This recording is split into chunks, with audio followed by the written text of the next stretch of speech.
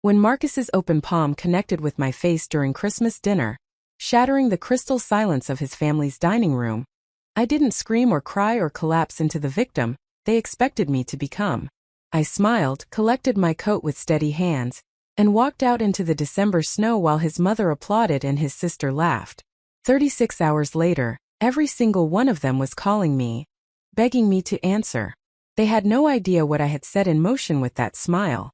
Before we jump back in, tell us where you're tuning in from. And if this story touches you, make sure you're subscribed, because tomorrow, I've saved something extra special for you. The morning of Christmas Eve had begun with the kind of ordinary beauty that makes betrayal feel even more devastating in retrospect. I stood in our kitchen in the house on Maple Ridge Drive, sunlight streaming through the windows I had personally selected during the renovation 3 years earlier. The granite countertops held ingredients for the cranberry walnut bread that Marcus's family requested every year, a recipe that had taken me 4 attempts to perfect when we first married. My hands moved through the familiar motions of measuring flour and folding in dried fruit, while the coffee maker gurgled its morning song. Marcus appeared in the doorway wearing the cashmere sweater I had given him for his birthday in October. He looked polished and put together in the way that had first attracted me to him 9 years ago, when we met at a medical conference in Boston. I was there representing the pharmaceutical company where I worked as a senior research analyst, and he was a newly minted orthopedic surgeon presenting a paper on innovative joint replacement techniques. His confidence had seemed like strength back then. I had not yet learned to distinguish between confidence built on competence and confidence built on the expectation that others would always accommodate you. He crossed the kitchen to pour himself coffee, moving with the casual ownership of someone who had never questioned his right to every space he occupied. His family's Christmas gathering was scheduled for that evening at his parents' estate in the Willowbrook neighborhood, the annual event that had marked our holiday season for nearly a decade. The tradition involved his mother Eleanor presiding over a formal dinner where she critiqued everything from wine selection to conversational topics, his father Richard maintaining strategic silence behind his newspaper, and his sister Vanessa performing her role as the beloved daughter who had married appropriately and produced grandchildren on schedule.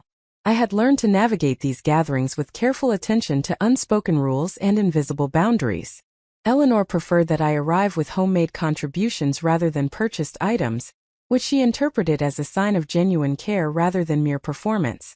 Vanessa expected me to admire her children's accomplishments with sufficient enthusiasm, but not so much that I might be accused of compensating for my own childlessness. Richard required that I engage him in conversation about his investment portfolio, while pretending not to notice when he made comments about my career that suggested women in pharmaceutical research were primarily secretaries with advanced degrees. Marcus set his coffee mug on the counter with enough force to make me glance up from the bread dough. His expression carried the particular tension I had learned to recognize over the past 2 years, a tightness around his mouth that suggested I had somehow failed to meet an expectation I had not known existed. The shift in our marriage had been gradual enough that I could not identify a specific moment when things changed, only a growing awareness that I was constantly adjusting my behavior to avoid triggering reactions I could not predict or understand. "Your mother called yesterday about the dinner arrangements," I said, keeping my tone neutral and informative. "She mentioned she would like us to arrive 30 minutes early to help with the final preparations." I offered to bring the bread and the sweet potato casserole since she specifically requested both. Marcus took a long drink of coffee before responding. His gaze remained fixed on something beyond the kitchen window rather than meeting my eyes. "My mother also mentioned that you contradicted her during the Thanksgiving dinner conversation about healthcare policy. Apparently, you felt the need to correct her understanding of pharmaceutical pricing structures in front of her guests." I carefully set down the mixing spoon and turned to face him fully, my mind replaying the Thanksgiving conversation in question. Eleanor had made sweeping statements about drug companies' price gouging that revealed a fundamental misunderstanding of research and development costs, FDA approval processes, and the economics of bringing new medications to market. I had offered what I believed was a gentle clarification that included acknowledging the legitimate concerns about medication access, while providing context about the realities of pharmaceutical innovation. Several guests had actually thanked me later for the explanation, saying they had learned something valuable about an industry they previously viewed only through political rhetoric. I tried to provide accurate information about a complex topic, I said carefully, I certainly did not intend any disrespect toward your mother. I simply thought the conversation would benefit from someone with direct industry knowledge offering perspective. Marcus finally turned to look at me directly, and something in his expression made my stomach tighten with apprehension I had learned to trust even when I could not rationally explain it. My mother does not need you to educate her or her guests. Your job at these family gatherings is to be pleasant and agreeable, not to demonstrate your expertise in ways that make other people feel inadequate. You have a tendency to make everything about yourself and your career accomplishments, and it makes people uncomfortable. The accusation was so disconnected from reality that I struggled to formulate a response. I had spent 9 years minimizing my professional achievements in Marcus's family settings, downplaying promotions and research breakthroughs to avoid triggering exactly this kind of criticism. When I had been invited to present my research findings at an international conference in Geneva 2 years earlier, an honor that represented the pinnacle of recognition in my field, Eleanor had asked why I needed to travel so much when Marcus required support at home. When my research team had developed a breakthrough treatment protocol that was now saving lives in clinical trials across 3 continents, Vanessa had commented that it must be difficult for Marcus to have a wife who was never fully present, because she was always thinking about work. I had learned to celebrate my professional victories privately, to minimize my contributions in family conversations, to redirect attention toward Marcus's surgical innovations and Richard's investment successes and Vanessa's children's academic achievements. The suggestion that I was making everything about myself represented such a complete inversion of reality that I momentarily could not find words to respond. Marcus interpreted my silence as an admission of guilt or perhaps as the compliance he had come to expect. He finished his coffee and rinsed the mug with the careful precision he brought to surgical procedures. Tonight at dinner, you will focus on listening rather than talking. You will agree with my mother's perspectives even if you privately disagree. You will not mention your work unless specifically asked, and if you are asked, you will keep your response brief and humble. Is that clear? Something shifted in me in that moment, a subtle internal realignment that I would not fully understand until much later. I heard myself saying yes with the appropriate tone of agreement, but beneath the surface compliance, a different part of my consciousness was observing the interaction with clinical detachment, noting the patterns and dynamics with the same analytical precision I brought to pharmaceutical research. I was simultaneously participating in the conversation and studying it from a distance, aware that something fundamental was changing, even as the external circumstances remained unchanged. The rest of the morning proceeded with surface normality. I finished preparing the cranberry walnut bread and the sweet potato casserole, packing them carefully for transport to the family gathering. I showered and dressed in the wine-colored dress that Eleanor had once complimented, styled my hair in the simple elegance that seemed to meet family standards, and applied makeup with the careful attention to looking polished without appearing to have tried too hard. Marcus reviewed patient charts in his home office, the space we had created by converting what might have been a nursery into his private domain. We drove to Willowbrook in Marcus's German sedan, the vehicle he had insisted we purchase despite my preference for something more practical and fuel-efficient. The 30-minute drive passed in silence, punctuated by Marcus's occasional comments about traffic patterns or weather conditions.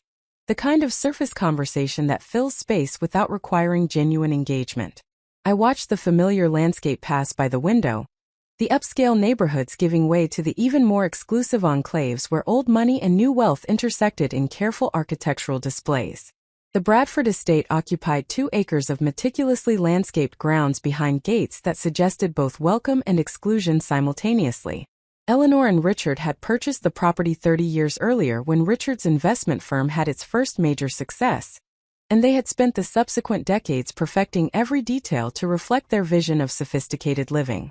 The house itself was a Georgian colonial that managed to look both imposing and inviting, its brick facade and white columns suggesting generational stability even though the family's wealth was relatively recent. We arrived exactly 30 minutes early as requested.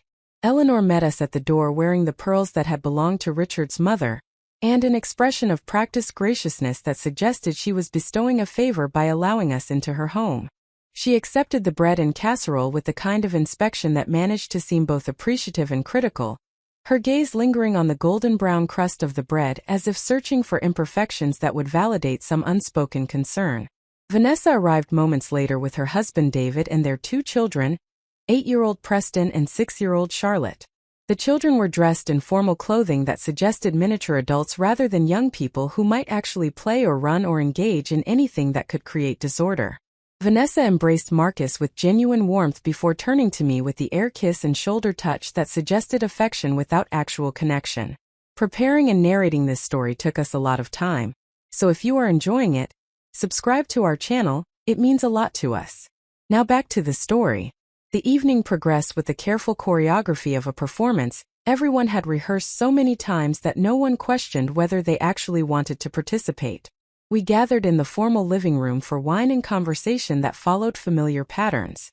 Richard discussed market conditions and investment strategies. Eleanor described the charitable board meetings she chaired with the kind of detail that suggested managing volunteer organizations was equivalent to running multinational corporations. Vanessa shared carefully curated stories about her children's achievements while managing to imply that my childlessness represented either a tragic medical condition or a selfish lifestyle choice, depending on which interpretation generated more sympathy. I performed my role with the skill that 9 years of practice had developed. I asked appropriate questions and made affirming comments. I admired Charlotte's piano recital video and expressed genuine interest in Preston's science fair project. I listened to Eleanor's critique of the symphony's recent performance and Richard's analysis of Federal Reserve policy. I mentioned nothing about my own work or accomplishments, keeping myself carefully minimized and unobtrusive. Dinner itself took place in the formal dining room where Eleanor's china and crystal created an atmosphere that felt more like a museum exhibition than a family gathering. The meal she had prepared with assistance from the caterer she employed for special occasions was technically perfect, each course precisely executed according to traditional expectations. We ate slow-roasted prime rib and roasted root vegetables and the cranberry walnut bread I had contributed, all of it accompanied by wine that Richard selected from his temperature-controlled cellar. The conversation during dinner turned to healthcare policy, specifically to recent legislation that affected insurance coverage for various treatments. Eleanor held forth with the confidence of someone who had formed opinions based primarily on cable news commentary and dinner party conversations, rather than actual knowledge of healthcare systems or policy mechanics. She made sweeping statements about government overreach and free market solutions, her tone suggesting that anyone who disagreed was either foolish or ideologically compromised. I remained silent, remembering Marcus's morning instructions about focusing on listening rather than talking. But then Eleanor turned to me directly, her gaze sharp and assessing. "You work in the pharmaceutical industry, don't you, dear? Surely you can explain why medication costs are so outrageous. It seems unconscionable that companies charge desperate patients such exorbitant prices for treatments they need to survive." The question was framed in a way that offered no good answer. If I agreed with her characterization, I would be condemning my own industry and by extension my own career. If I offered context or nuance, I would be contradicting her and repeating the Thanksgiving offense that Marcus had referenced that morning. I felt the table's attention focus on me, everyone waiting to see how I would navigate this conversational trap. I took a careful breath and chose my words with diplomatic precision. The economics of pharmaceutical development are certainly complex. There are legitimate concerns about medication access and affordability that deserve serious attention and policy solutions. At the same time, bringing a new drug to market requires years of research and clinical trials with costs that can exceed several $billion, and most attempted treatments never receive FDA approval. Companies need to balance the moral imperative of providing life-saving treatments with the economic reality of funding future research and development. Eleanor's expression hardened with each word I spoke, her displeasure evident in the tightening of her mouth and the cold assessment in her eyes. "So you are defending price gouging. You are saying it is acceptable for companies to charge desperate patients thousands of dollars for medications that cost pennies to manufacture." I attempted to clarify my position while maintaining respect for her perspective. I am not defending excessive pricing. I am simply noting that the cost of manufacturing an approved drug does not reflect the total investment required to develop that drug in the first place. Most research projects fail, and the successful medications need to fund not only their own development but also all the failed attempts that preceded them. There are certainly cases where pricing seems unconscionable, and those deserve scrutiny and reform. But wholesale condemnation of the industry ignores the reality that pharmaceutical innovation has extended lifespans and improved quality of life in ways that were unimaginable 50 years ago. Marcus's hand closed around my wrist under the table with enough pressure to make me stop speaking mid-sentence. The grip was not quite painful but carried an unmistakable warning. I turned to look at him and saw something in his expression that I had never seen before, a cold fury that seemed entirely disproportionate to the dinner table conversation we were having. Eleanor spoke into the tense silence with saccharine sweetness that barely concealed her satisfaction at the conflict she had instigated. It must be difficult for you, Marcus, having a wife who always needs to be right about everything. Some women simply cannot help themselves. They have to make sure everyone knows how intelligent and accomplished they are. Vanessa added her own contribution with the sisterly solidarity she reserved for moments when she could align herself with their mother against a common target. I have always thought humility was such an attractive quality in a woman. There is something deeply off-putting about people who constantly need to prove their expertise. I felt my face flush with the unfairness of the accusations, the complete inversion of reality that these comments represented. I had spent 9 years being humble to the point of self-erasure in this family's presence. I had minimized my achievements, downplayed my expertise, and made myself as small and unobtrusive as possible to accommodate their comfort. And still, offering accurate information when directly questioned was being characterized as arrogance and attention-seeking. Marcus released my wrist and stood abruptly from his chair. The movement drew everyone's attention, creating the kind of dramatic focus that suggested something significant was about to occur. He moved around the table to stand beside my chair, his body language radiating tension and anger that seemed to fill the formal dining room like a toxic gas. "You always do this," he said, his voice tight with barely controlled rage. "You always have to make everything about you. You always have to demonstrate that you are smarter than everyone else in the room. You cannot just be a supportive wife and let other people have their opinions without correcting them or educating them, or making them feel stupid." I opened my mouth to respond, to defend myself against accusations that bore no relationship to reality, to point out that I had been directly questioned and had attempted to answer with diplomatic nuance. But before I could speak, Marcus's hand moved so quickly that I barely registered the motion before his palm connected with my cheek with enough force to snap my head to the side. The sound of the slap echoed in the crystal silence of the dining room. For a moment no one moved or spoke, the scene frozen in a tableau of shocked stillness. My cheek burned where his hand had struck, the sensation both physical and symbolic, a violation that transcended the actual pain of the impact. Then Eleanor began to clap, slow and deliberate, her expression triumphant. "Finally," she said with satisfaction. "Finally, someone has put you in your place. You have needed this for years, and I am glad my son has finally found the courage to correct your behavior." Vanessa's laughter followed, high and bright with malicious pleasure.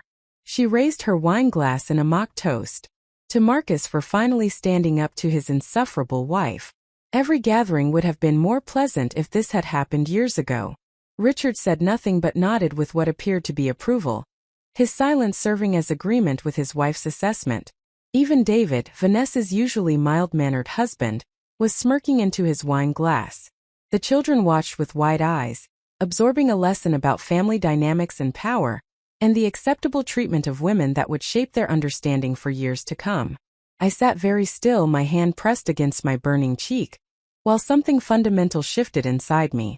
The external circumstances remained unchanged in that moment, but my internal landscape was transforming with tectonic force. I felt myself splitting into two distinct consciousnesses, the woman sitting at the table who had just been struck and publicly humiliated, and another version of myself who was watching from a distance with clinical detachment and calculating intelligence. That distant observer noticed everything. She noted Eleanor's triumphant expression and recognized it as the satisfaction of someone who had been orchestrating this moment for years. She observed Vanessa's malicious pleasure, and understood it as the jealousy of someone who resented qualities she did not possess. She watched Richard's silent approval and identified it as the complicity of someone who had likely treated his own wife similarly behind closed doors. She studied Marcus's face and saw not anger but something colder and more calculated, the expression of someone who had been waiting for an opportunity to assert dominance, and had finally found justification. And that observer made a decision in that crystallized moment of perfect clarity. She would not scream or cry or beg for apology. She would not engage in the dramatic scene they were expecting and perhaps hoping for. She would do something none of them anticipated because they had fundamentally misunderstood who they were dealing with. I stood from my chair with deliberate grace, my movements calm and controlled despite the adrenaline flooding my system. I did not touch my burning cheek again or acknowledge the pain radiating through my face. I simply looked at each of them in turn with the kind of assessment a researcher might give to specimens under microscopic examination. Then I smiled, a genuine smile that seemed to unnerve them more than tears would have. The smile contained knowledge they did not yet possess, the understanding that what they had just done had freed me in ways they would only comprehend later. I walked to the foyer where our coats hung and collected mine with steady hands. No one tried to stop me, perhaps because my composure was so unexpected that they did not know how to respond. I could hear Eleanor's voice behind me saying something about not knowing how to take a joke, suggesting that I was overreacting to necessary discipline, but her words seemed to come from very far away. I opened the front door and stepped out into the December evening where snow was beginning to fall in gentle flakes that caught the light from the house's exterior lamps. The cold air felt clarifying against my burning cheek. I walked to my car, grateful that I had driven separately to run an earlier errand and that Marcus and I had arrived in 2 vehicles rather than 1. The drive home through the snowy streets gave me time to think with crystalline clarity. My hands remained steady on the wheel. My breathing stayed calm and controlled. And my mind, freed from the need to maintain the fiction that my marriage was salvageable or that Marcus's family deserved my continued accommodation, began to work with the methodical precision I usually reserved for pharmaceutical research. By the time I reached our house on Maple Ridge Drive, I had made several critical decisions. I would not return to that house tonight or any night. I would not engage in the performative reconciliation that Marcus and his family would expect. I would not accept the apology that might or might not be offered once they realized I was serious about leaving. Instead, I would do something none of them anticipated because they had spent 9 years fundamentally underestimating who I was and what I was capable of achieving when I stopped limiting myself to accommodate their comfort. I packed methodically and efficiently, taking only items that predated my marriage or that I had purchased independently. The rest, all the carefully selected furniture and decorator objects and wedding gifts, could remain as artifacts of a life I was discarding. I worked through the night, loading my car with everything that mattered. My research files, my financial documents, my personal photographs from before Marcus entered my life, the laptop that contained work I had been doing independently of my employer, and the journals where I had been documenting concerning patterns in our marriage for the past 18 months. The journals were the critical element. I had begun keeping detailed records after a conversation with my colleague Sarah about recognizing warning signs in relationships. What had started as self-awareness exercise had evolved into methodical documentation that now would serve purposes I was only beginning to imagine. Every criticism, every undermining comment, every instance of isolation from friends or family, every financial control tactic was recorded with dates and context, and my assessment of the patterns emerging. By dawn, I was checked into an extended-stay hotel in the Riverside district, far enough from our neighborhood that I was unlikely to encounter anyone from Marcus's social circle. The room was anonymous and functional, but it represented something more valuable than comfort. It represented freedom and possibility, and the space to think clearly without the constant requirement to manage someone else's ego or emotions. I had not yet turned on my phone since leaving the Bradford estate. It sat in my purse, deliberately silenced, while I organized my materials and began the next phase of what I was already thinking of not as escape but as strategic repositioning. When I finally powered on the phone at 7 in the morning on Christmas Day, it immediately began vibrating with a cascade of messages and missed calls. 36 hours had passed since I walked out of that dining room, and apparently my absence had generated precisely the kind of panic I had anticipated. The voicemails told a story of escalating concern that had nothing to do with my well-being, and everything to do with their growing awareness that I was not performing the role they expected. Marcus's first messages were angry, demanding that I return home immediately to discuss my overreaction. His mother's messages began with imperious commands that I stop being dramatic and evolved into suggestions that perhaps we should talk about what really happened. Vanessa's messages managed to be both condescending and anxious, suggesting that I was causing unnecessary family drama during the holiday season. But it was the most recent messages that revealed they were beginning to understand they had miscalculated something fundamental. Marcus's voice carried a note of genuine worry as he mentioned that he had called my office and discovered I had taken an indefinite leave of absence. Eleanor's message acknowledged that perhaps things had gotten out of hand, and that we should all sit down like adults to resolve the misunderstanding. Even Richard, who never called me directly, had left a message suggesting that family disagreements should be handled privately. I listened to all 42 messages with the clinical detachment of a researcher reviewing data. Then I made the first call that would begin transforming everything they thought they knew about the woman they had underestimated for 9 years. The number I dialed belonged to Jennifer Morrison, my former roommate from graduate school, who now ran the most respected family law firm in 3 states. Her specialty was high-asset divorces involving professional women, and her reputation for thorough preparation and aggressive advocacy was legendary in legal circles. She answered on the second ring despite the holiday, her voice alert and professional. When I identified myself and asked if we could meet immediately, she did not ask questions about why I needed a divorce attorney on Christmas morning. She simply gave me an address and said she would be there in 40 minutes. As I drove to her office through streets quiet with holiday stillness, I allowed myself to acknowledge the enormousness of what I was setting in motion. I was not simply leaving a marriage. I was dismantling an entire life structure that had taken 9 years to build, and I was doing it with deliberate intention rather than impulsive emotion. But more than that, I was reclaiming myself from the diminishment I had accepted in small increments over years of accommodation and compromise. I was remembering that before I became Marcus Bradford's wife, I had been Dr. Elena Castellano, a pharmaceutical researcher whose innovations had saved lives, and whose expertise was recognized internationally. I was reconnecting with the woman who had presented research findings at conferences, who had mentored junior scientists, who had believed her work mattered and her voice deserved to be heard. That woman had never really disappeared. She had simply been contained and minimized and told in 1,000 subtle ways that her authentic self was too much, too intense, too focused on achievement, too unwilling to make herself small enough to fit into someone else's vision of acceptable femininity. Marcus's slap and his family's applause had shattered the container I had been living in, and now there was no possibility of returning to that confined space.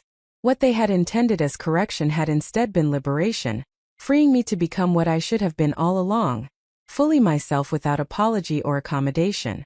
Jennifer's office occupied the top floor of a converted warehouse in the renovated industrial district, all exposed brick and floor-to-ceiling windows that looked out over the city. She greeted me with the kind of hug that communicated solidarity and professional competence simultaneously, then led me to her private conference room where she set a legal pad on the table between us. "Tell me everything," she said simply. And I did. The conference room in Jennifer Morrison's office felt like a sanctuary designed specifically for difficult revelations. The morning light filtered through floor-to-ceiling windows that overlooked the city's awakening Christmas Day streets, casting long shadows across the polished table where my hands rested, surprisingly steady despite the enormousness of what I was about to articulate. Jennifer sat across from me with her legal pad, and the kind of focused attention that communicated both professional expertise and genuine human concern. She had poured us both coffee from the machine in her office kitchen, and the simple act of warming my hands around the ceramic mug helped ground me in the present moment rather than the swirling chaos of the past 36 hours. I began speaking, and once I started, the words flowed with a clarity that surprised me.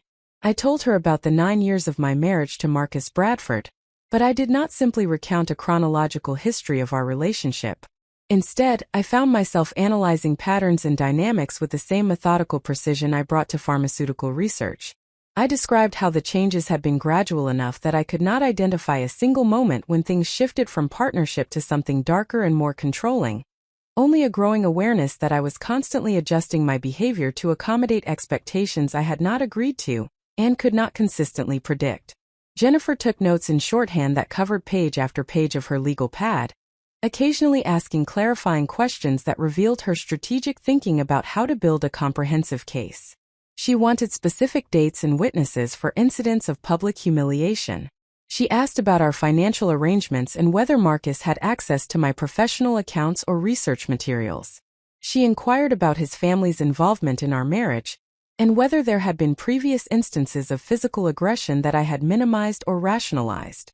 That final question made me pause and truly examine my memories with the kind of honest assessment I had been avoiding. There had not been other instances of Marcus striking me, but there had been moments that now seemed like warning signs I had failed to recognize. The time he had gripped my arm hard enough to leave bruises when I had mentioned wanting to attend a professional conference that conflicted with a family obligation. The occasion when he had backed me against a wall during an argument about my work schedule. His body language threatening even though he had not actually touched me. The incident when he had thrown his phone across the room in my direction, missing me by inches but creating an atmosphere of menace that had lasted for days. I had rationalized each of these moments as isolated expressions of stress or frustration, convincing myself that Marcus was simply dealing with professional pressures, and that my role as a supportive spouse was to be understanding and accommodating. But as I described these incidents to Jennifer, I heard myself constructing excuses and justifications that revealed how thoroughly I had been conditioned to accept unacceptable behavior. The recognition was both painful and liberating, forcing me to acknowledge how much of my own agency I had surrendered in the name of maintaining peace and preserving a marriage that had probably been unhealthy for years.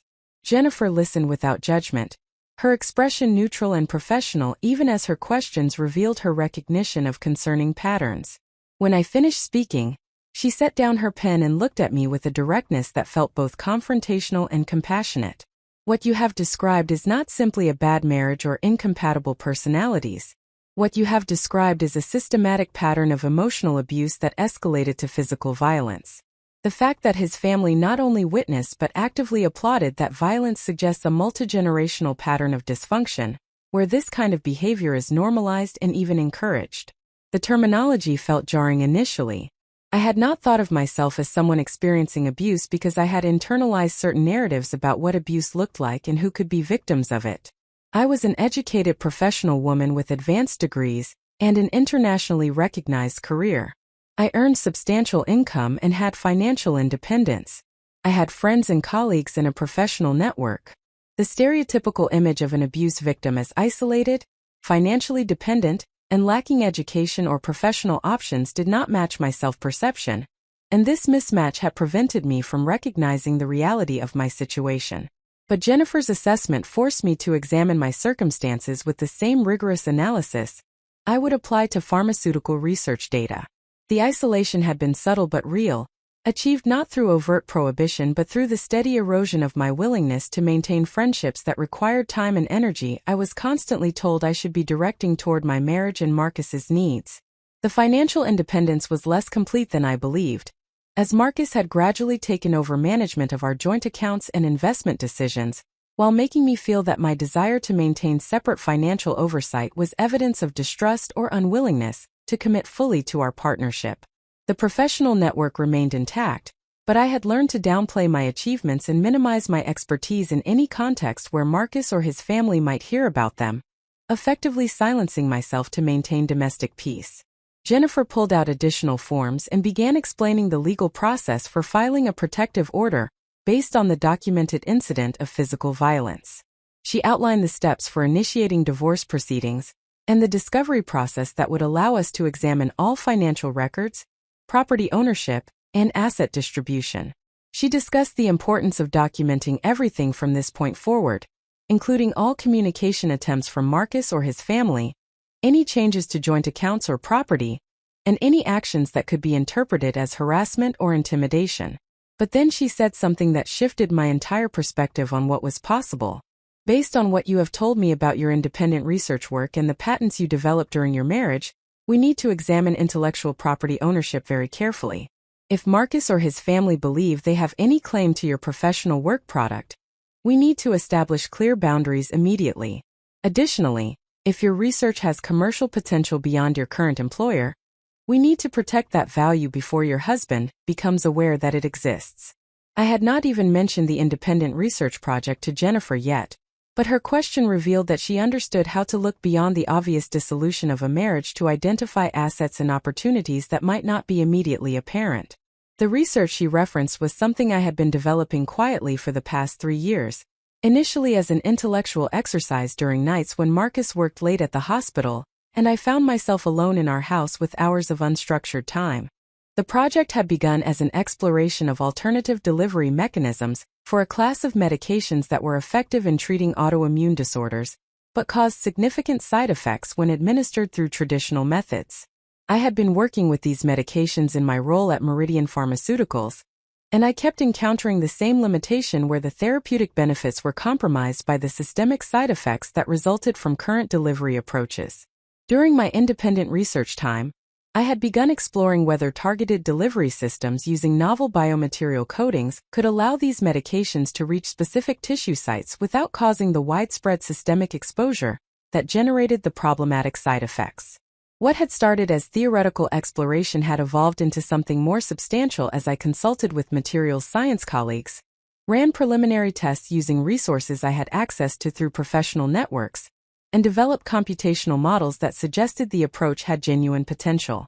I had been careful to conduct this work entirely independently of my employer, using no company resources or proprietary information, specifically because I wanted to maintain full ownership of any discoveries that resulted. I had filed preliminary patent applications in my name alone, listing my maiden name as the inventor to create clear separation from my married identity. The research was still in early stages and would require significant additional investment to move toward clinical trials and eventual commercialization. But the preliminary results were promising enough that I had been in conversation with several venture capital firms that specialized in early-stage biotech investments. One firm in particular, Catalyst Ventures, had expressed strong interest and had indicated they would likely offer seed funding in the range of $3 to $5 million if I could demonstrate proof of concept through a limited pilot study. I explained all of this to Jennifer, watching her expression shift from professional interest to something approaching excitement as she recognized the implications. This changes everything about your negotiating position. If Marcus and his family believe you are a dependent spouse with limited options who will need their financial support, they will approach the divorce proceedings with expectations about maintaining control and minimizing their exposure. But if they discover that you have intellectual property worth potentially tens of millions of dollars, they will attempt to claim marital ownership or demand asset division that includes the value of your research. She leaned forward with intensity. We need to move extremely quickly on several fronts simultaneously. First, we file for divorce and protective order today while the physical violence is recent and documented. Second, we engage a forensic accountant to examine all marital finances and identify any commingling of funds or resources that could create complications for your intellectual property claims. Third, we establish a separate legal entity to hold your patent applications and research materials, creating clear corporate separation from your personal marital assets. And fourth, we accelerate your conversations with potential investors so that you can secure funding and move forward with development before Marcus has any opportunity to interfere. The speed and decisiveness of her strategic planning was both exhilarating and overwhelming. I had walked into her office that Christmas morning expecting to begin the lengthy and painful process of extracting myself from a failed marriage. Instead, I found myself discussing a comprehensive strategy that would not only end my marriage, but position me to build something entirely new from the fragments of my old life. Jennifer made several phone calls while I sat in her conference room, each conversation conducted with the kind of professional network activation that revealed how extensively connected she was within legal and business communities. She spoke with a forensic accountant who agreed to begin work immediately despite the holiday, a corporate attorney who specialized in intellectual property formation and protection, and a private investigator who could document Marcus's activities and gather information about his financial situation and any potential hidden assets. By early afternoon on Christmas Day, I had signed initial paperwork for divorce proceedings, provided detailed statements about the physical violence incident for the protective order application, transferred all relevant financial documents to the forensic accountant through secure digital channels, and scheduled meetings with both the corporate attorney and the private investigator for the following morning. The momentum was both thrilling and destabilizing, as if I had boarded a train that was accelerating rapidly and could not be stopped even if I wanted to reconsider. Jennifer insisted that I not return to the house I shared with Marcus, even briefly to collect additional belongings. She explained that once he was served with divorce papers and the protective order, his response was unpredictable and potentially dangerous. Instead, She had her assistant coordinate with a professional service that specialized in retrieving personal property from contested residences, ensuring that anything I needed could be collected with law enforcement present to prevent confrontation. As the afternoon faded into evening, Jennifer drove me back to the extended stay hotel in the Riverside district where I had spent the previous night.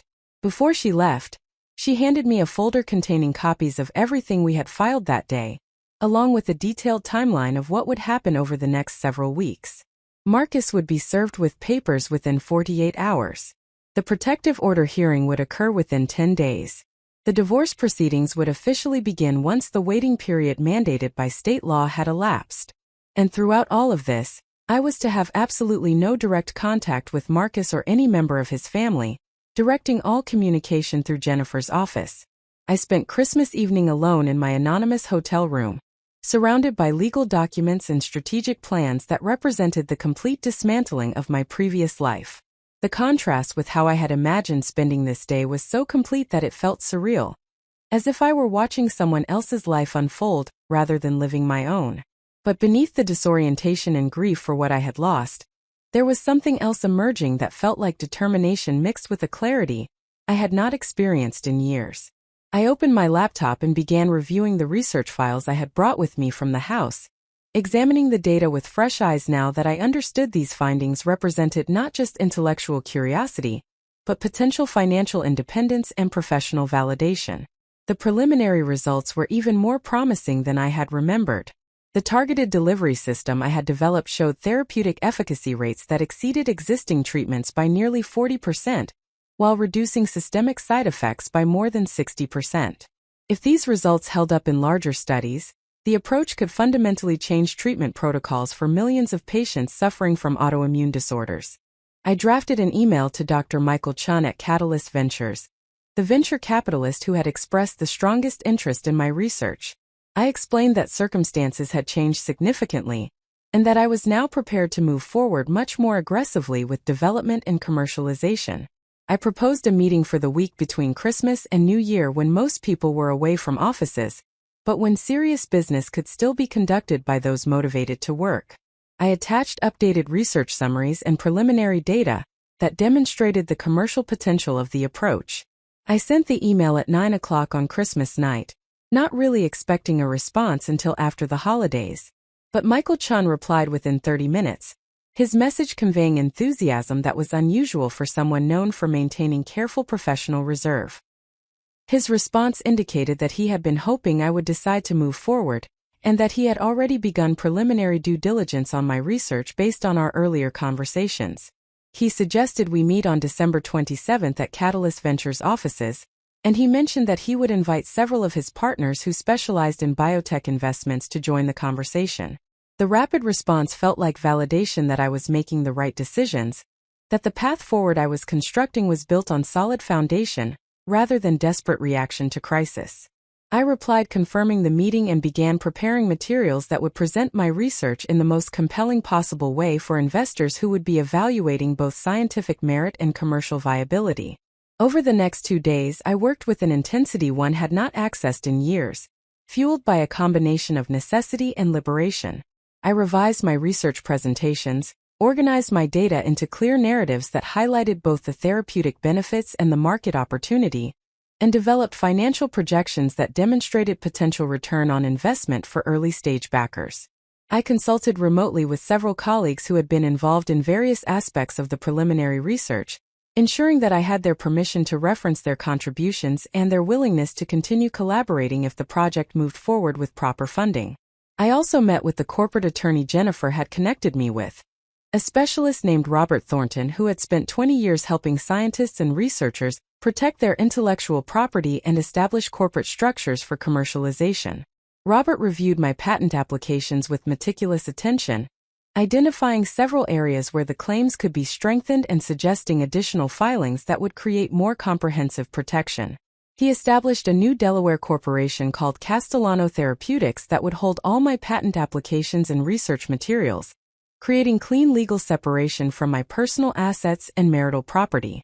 The forensic accountant, a precise woman named Angela Martinez who approached financial analysis with the intensity of an archaeologist examining ancient artifacts, began her work reviewing every bank statement, credit card transaction, investment account activity, and property record associated with my marriage. She called me on December 26 with preliminary findings that both alarmed and clarified various concerns I had been unable to articulate.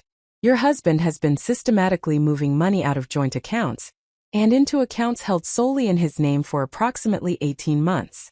The transfers have been small enough to avoid triggering automatic alerts, but the cumulative total exceeds $200,000.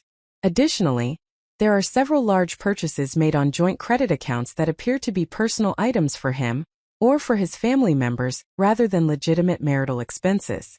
And most significantly, there is a property purchase in his name alone that closed 6 months ago, a condominium in the lakeside development that costs approximately $450,000.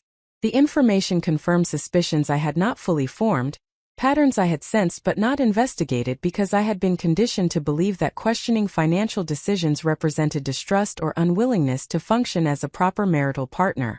Marcus had been preparing for our divorce or for some kind of separation for at least 18 months, methodically repositioning assets to his advantage while I remained focused on my work and on maintaining the increasingly fragile peace in our household. Angela continued with additional discoveries that painted an even more concerning picture. The condominium purchase was particularly interesting because the down payment came from a source I had not yet been able to fully trace, but preliminary investigation suggested it might have originated from Marcus's parents. If that was accurate, it indicated that his family had been actively involved in planning for our marital dissolution, possibly even encouraging or orchestrating it while maintaining surface civility in family gatherings.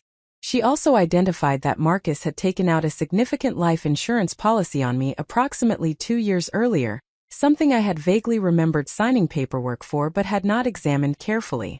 The policy named him as primary beneficiary and had a death benefit of $2 million. While life insurance itself was not unusual for married couples, the timing of the policy and the fact that Marcus had been simultaneously moving assets out of joint accounts created a pattern that Angela found concerning enough to mention to Jennifer Morrison. When I spoke with Jennifer about these findings, her response was measured but serious. I am not suggesting that your husband was planning anything criminal, but the financial patterns combined with the escalating control and the eventual physical violence create a concerning picture. We will document all of this carefully and ensure that you have appropriate security measures in place while the divorce proceeds. The protective order will help, but you also need to be aware of your surroundings and maintain communication with people who know your location and can check on your welfare regularly. The suggestion that I might need protection beyond legal orders was both frightening and clarifying.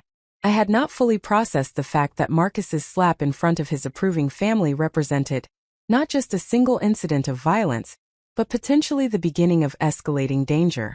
The research on domestic violence patterns indicated that leaving was often the most dangerous time for victims, and the additional complications of significant financial assets and intellectual property value could create motivations for retaliation that went beyond emotional reaction to genuine criminal calculation.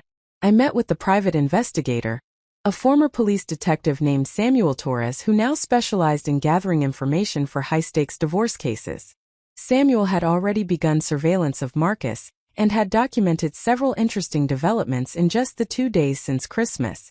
Marcus had met multiple times with his father Richard at locations outside their normal patterns, suggesting conversations they wanted to keep private from other family members or from potential observation. He had also visited a law office that specialized in aggressive divorce litigation, the kind of firm that was known for scorched earth tactics rather than collaborative resolution. Most significantly, Marcus had been to the house we shared and had spent several hours inside, emerging with multiple boxes that he loaded into his car. Samuel had photographic documentation of this visit, and he suggested that Marcus was likely removing financial records, personal items, or other materials that he did not want me to have access to during divorce proceedings. The removal of items from the marital residence before proper inventory could be conducted was technically problematic from a legal standpoint, and Jennifer would be able to use this documentation to argue that Marcus was acting in bad faith and attempting to hide assets. Samuel also provided information about Patricia Lawson, a name that had appeared in some of Marcus's recent credit card statements in connection with multiple restaurant charges and hotel stays. Samuel's preliminary investigation revealed that Patricia was a pharmaceutical sales representative who called on Marcus's orthopedic practice, a divorced woman in her early 30s who had been recently hired by a company that manufactured surgical implants. The relationship between Marcus and Patricia appeared to extend beyond professional interaction, with evidence of personal travel and private meetings that suggested romantic involvement. The discovery of a likely affair was simultaneously painful and empowering. The pain came from the confirmation that Marcus had been deceiving me even more extensively than I had understood, that our marriage had been a fiction for longer than I had recognized. But the empowerment came from the legal and strategic implications, as evidence of infidelity could strengthen my position in divorce proceedings and could provide additional motivation for rapid settlement, rather than prolonged litigation that would expose Marcus's behavior to public scrutiny. On December 27th, I drove to Catalyst Ventures offices in the financial district for my meeting with Michael Chan and his partners. I wore professional clothing that projected competence and confidence, and I carried presentation materials that represented 3 years of careful research and development. The offices occupied the top 2 floors of a glass tower with panoramic views of the city, and the reception area featured large displays showcasing successful companies that Catalyst had funded from early stages through major exits.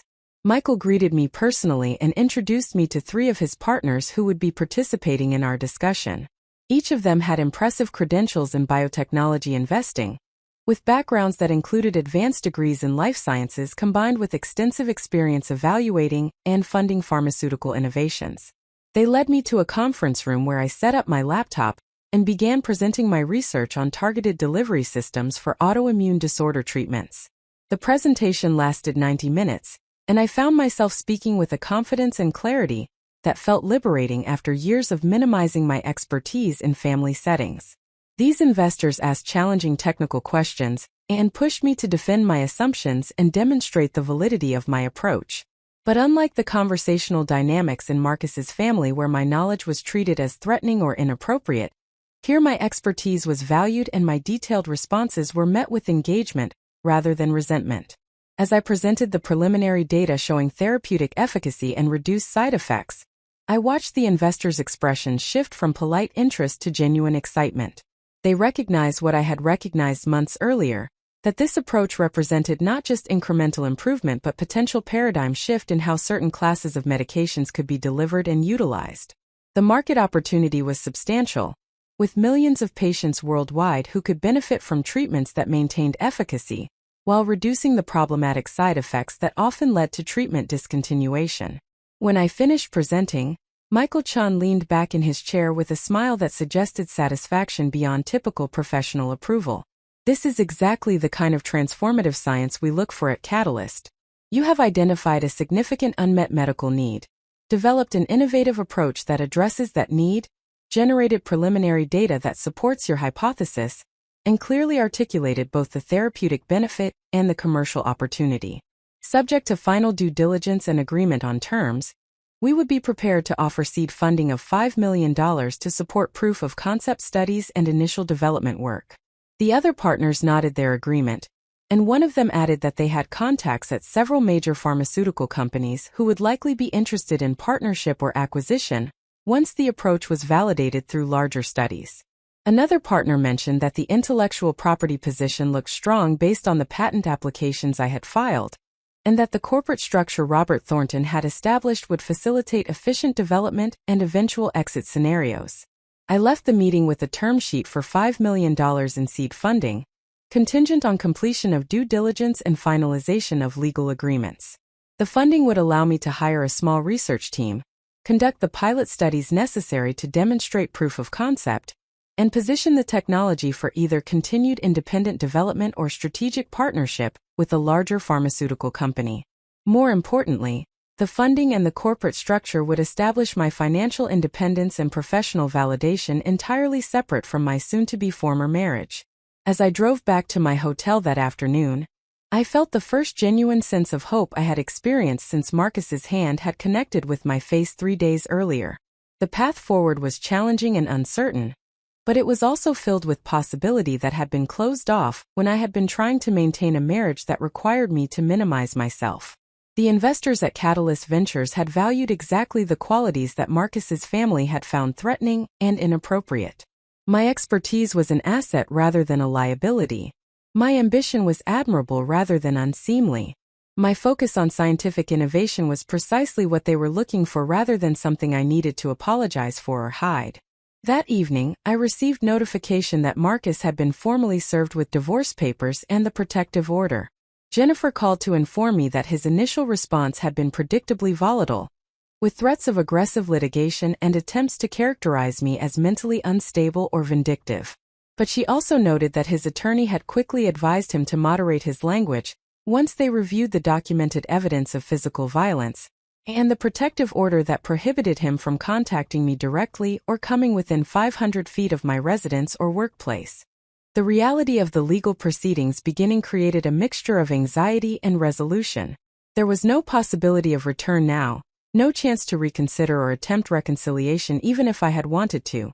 The formal machinery of divorce had been activated, and it would proceed through its established channels regardless of any emotional ambivalence I might experience. But as I sat in my hotel room that night reviewing the term sheet from Catalyst Ventures and the strategic plans Jennifer had developed for the divorce proceedings, I recognized that what I was feeling was not ambivalence but rather grief for time lost and opportunities missed during the years I had spent accommodating a marriage that had never valued my authentic self. The grief was real and legitimate, but it existed alongside determination and excitement about what I was beginning to build from the ruins of what had been destroyed. Marcus and his family had intended their Christmas dinner ambush to break me, to put me in my place, to demonstrate that I was dependent on their approval and accommodation. Instead, they had freed me to discover what I was capable of achieving when I stopped limiting myself to make them comfortable. They had removed the constraints I had been living within, and now I was beginning to understand exactly how much potential I had been suppressing. The revenge they would eventually experience would not come from any action I took against them directly. It would come from watching me build something remarkable, while they dealt with the natural consequences of their own cruelty and dysfunction. And that revenge, I was beginning to understand, would be far more satisfying than any vindictive retaliation could ever be. The week between Christmas and New Year existed in a strange temporal suspension where normal business operations slowed to a crawl, while my own life accelerated with overwhelming intensity.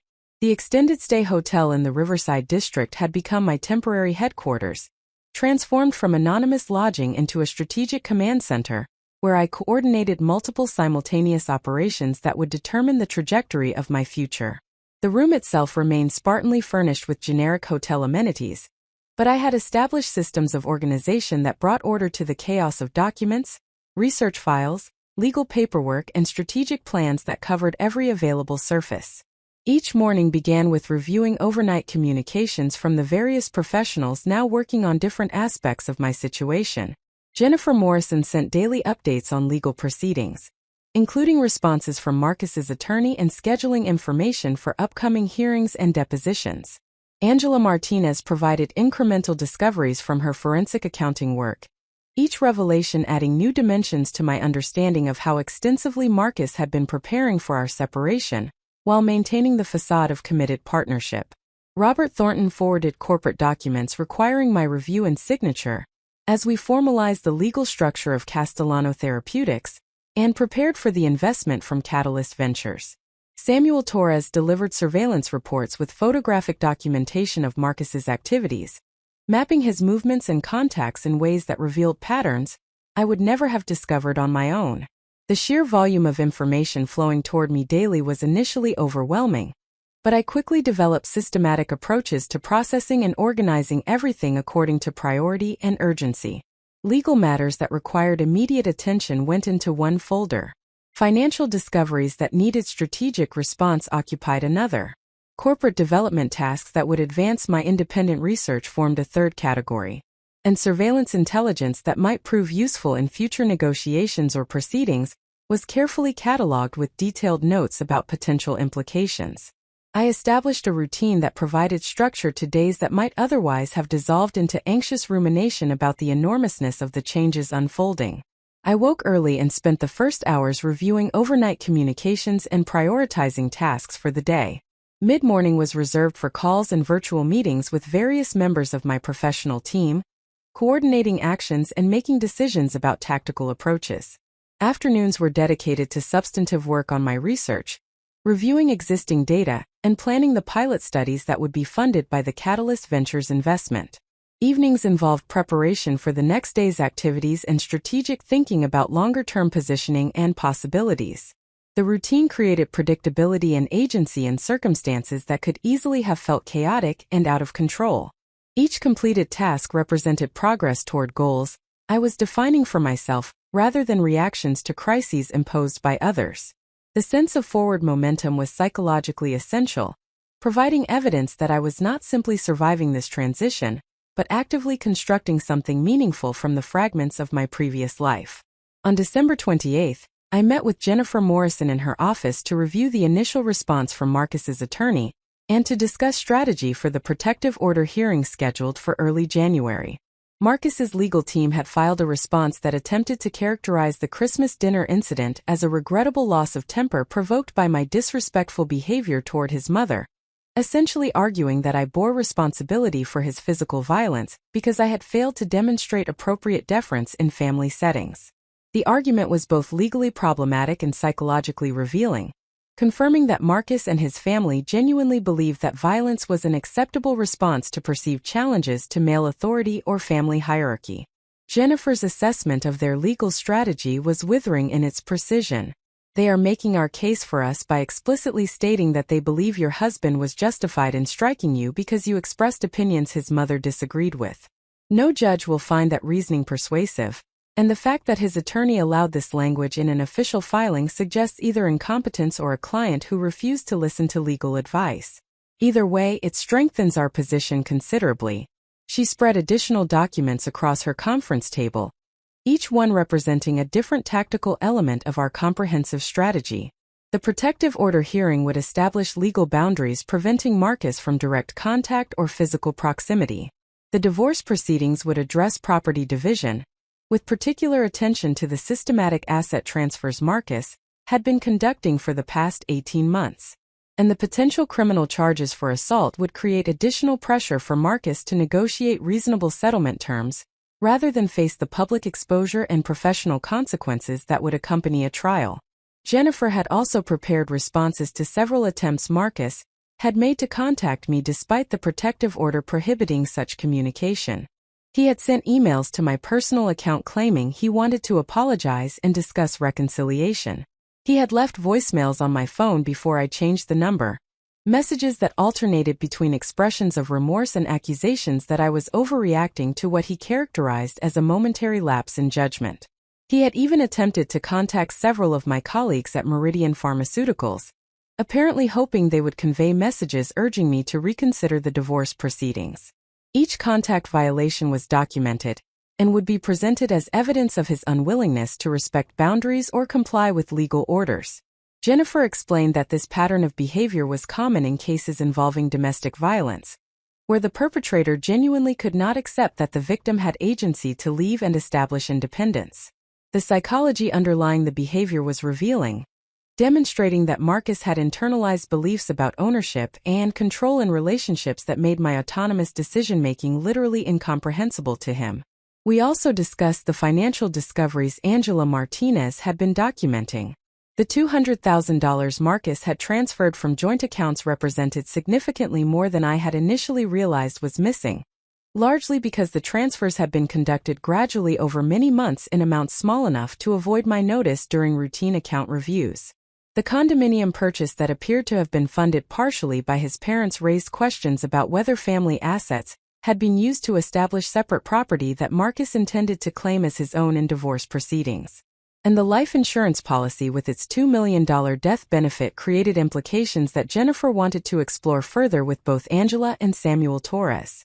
The most alarming financial discovery involved a series of cash withdrawals Marcus had made from joint accounts over the past 6 months, totaling nearly $50,000 with no corresponding documentation about how the money had been spent. Cash transactions were inherently difficult to trace, and the amounts suggested either gambling, an expensive affair, or preparation for some kind of action that required untraceable funds.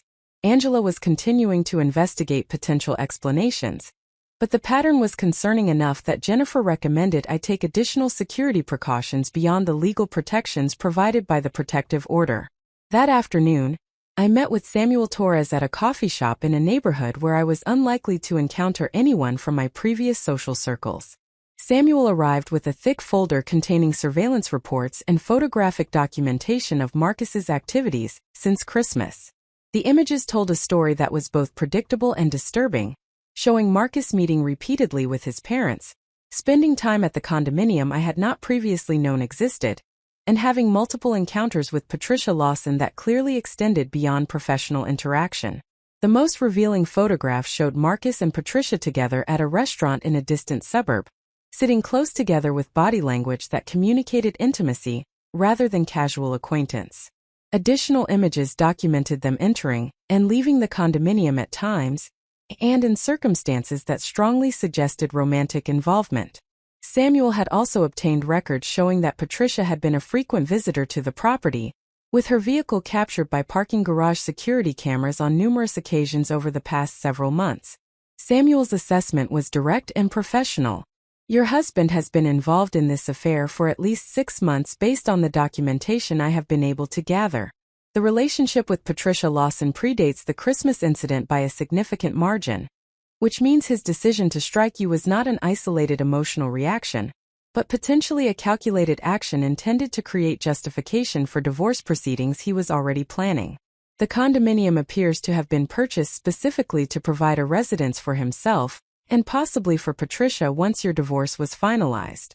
The information reframed my understanding of the Christmas dinner confrontation entirely.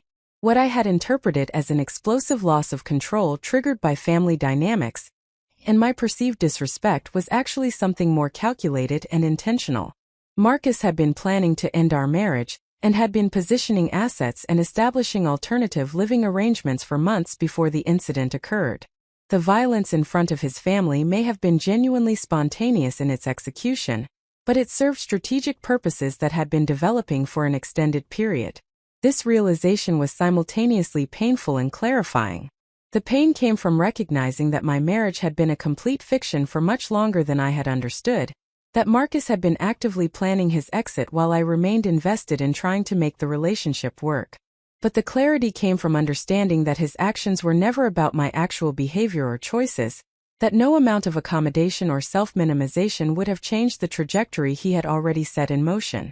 The recognition freed me from the self-blame and questioning I had been experiencing, allowing me to see that the dissolution of our marriage was inevitable once Marcus had decided to pursue a different life regardless of my preferences or participation. Samuel also provided information about Marcus's parents that added additional context to the family dynamics I had been navigating for 9 years. Richard Bradford's investment firm had experienced significant losses over the past 18 months, losses substantial enough to threaten the lifestyle and social position the family had carefully cultivated. The financial pressures appeared to have created tensions within the family, and there was evidence that Richard had been pressuring Marcus to access my income and professional connections to compensate for the firm's declining performance. Eleanor Bradford's charitable activities and social positioning were largely funded by Richard's investment income, and the financial constraints were apparently forcing her to reduce her involvement in organizations where substantial donations were expected. The loss of social standing seemed to be causing Eleanor considerable distress, and Samuel's sources suggested she had been actively encouraging Marcus to divorce me and pursue a relationship with someone from a wealthier family who could provide the financial support Richard's firm was no longer generating. The information revealed that the Christmas dinner incident was not simply about family dysfunction or personal conflict, but was embedded in larger economic pressures and status anxieties that had made me expendable in their strategic calculations. They had evaluated my worth in purely instrumental terms, and had concluded that my value as a source of income and professional connections was outweighed by the potential advantages of Marcus, aligning himself with someone who brought greater financial resources or social capital. Patricia Lawson apparently represented such an opportunity. Samuel's investigation revealed that her previous marriage had been to a wealthy developer who had died in what was officially ruled an accidental fall from a construction site, leaving Patricia as the beneficiary of a substantial life insurance policy and real estate holdings worth several $1 million. She had been living comfortably on inherited wealth, while working in pharmaceutical sales more for social engagement than financial necessity. Her interest in Marcus seemed to be driven by desire for remarriage and social positioning rather than economic need, making her an attractive option from the Bradford family's perspective. The fact that Patricia's first husband had died in circumstances that generated insurance benefits created an uncomfortable parallel with the life insurance policy Marcus had taken out on me. I mentioned this concern to Samuel, and his expression became more serious as he acknowledged that he had noted the same pattern.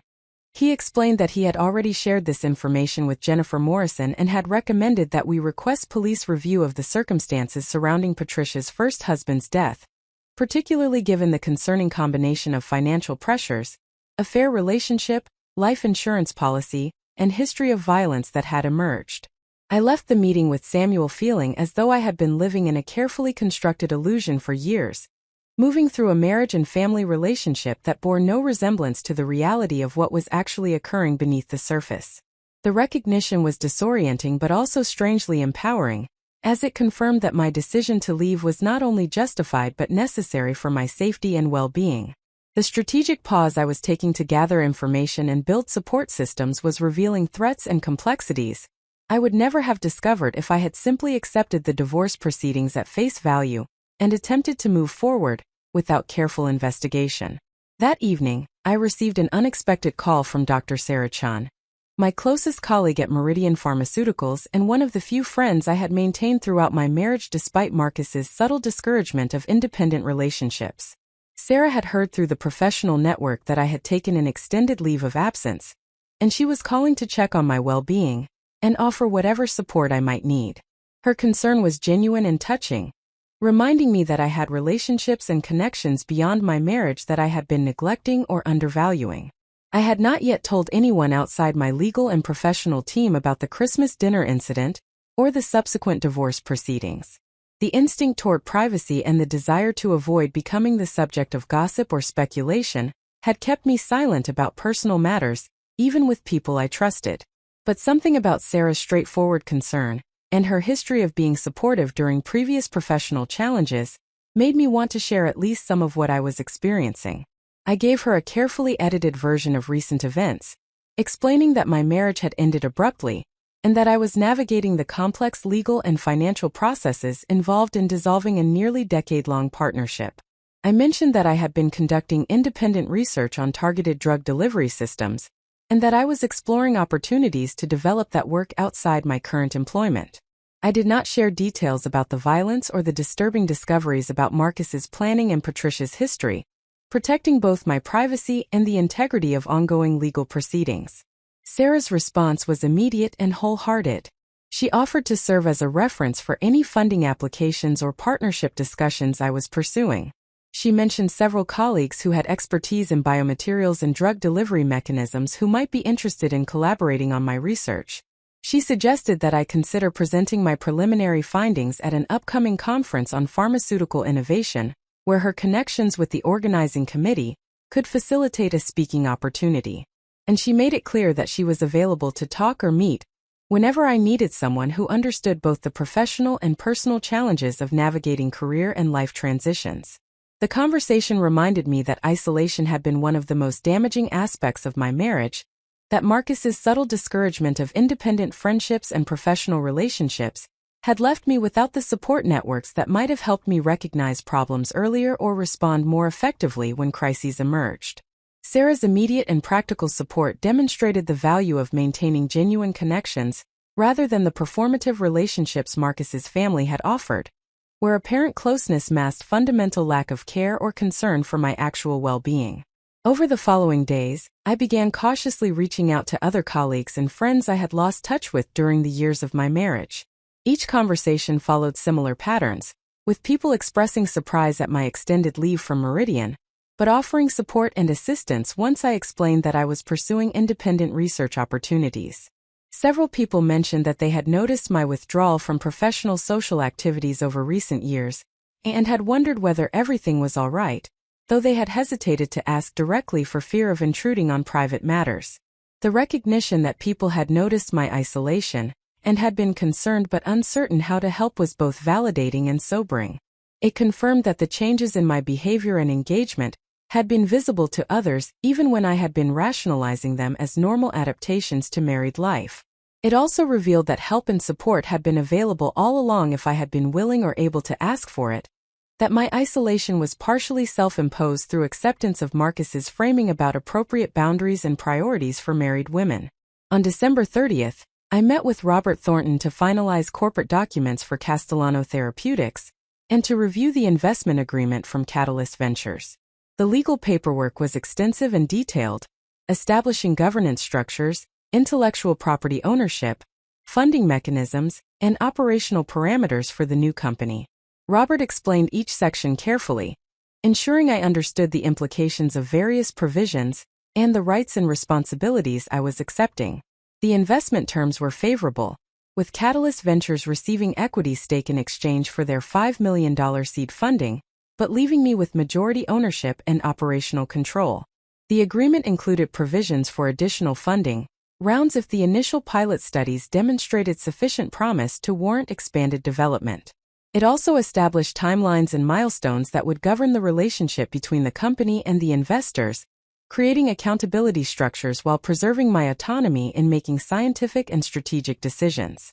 Robert had also prepared employment agreements for the initial research team I would need to hire, including a senior scientist to oversee laboratory work, a project manager to coordinate activities and ensure regulatory compliance, and a financial administrator to manage budgets and investor reporting.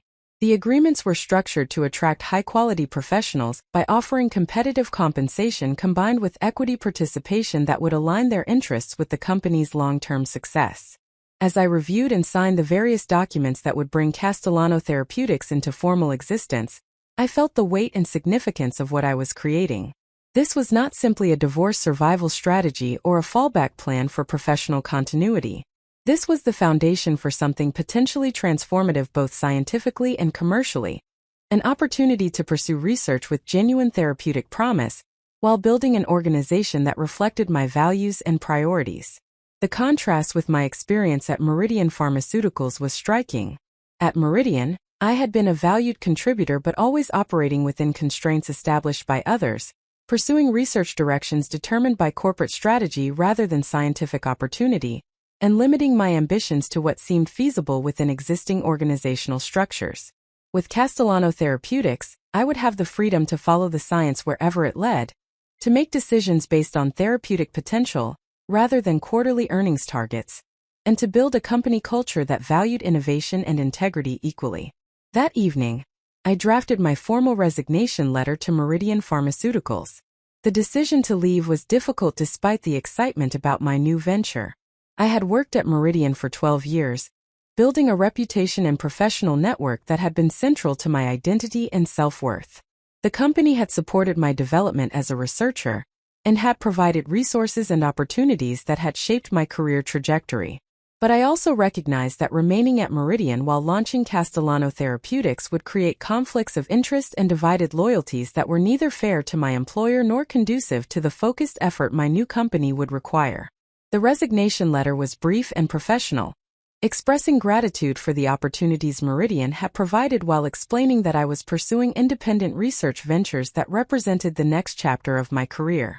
I offered to facilitate transition of my current projects to other team members and to remain available for consultation during a reasonable handover period. I scheduled the letter to be sent on January 2nd, allowing the holiday period to conclude before introducing this additional change to my professional circumstances. On New Year's Eve, I sat alone in my hotel room reflecting on the extraordinary transformation the past week had brought.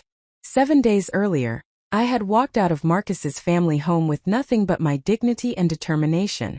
Now I had comprehensive legal representation, detailed financial intelligence about my soon-to-be former husband's activities and resources, a newly formed company with substantial venture capital backing, a research team ready to be assembled, and a network of professional colleagues offering support and collaboration. The strategic pause I had taken to assess my situation and build support systems before moving forward had revealed opportunities and resources I might never have discovered if I had simply reacted to crisis without careful planning. The methodical approach to information gathering and relationship building was creating a foundation for success that would have been impossible if I had remained trapped in the reactive posture Marcus and his family had intended to force upon me. As midnight approached and the new year began, I made several resolutions that reflected my commitment to building a life of authenticity and purpose, rather than accommodation and performance.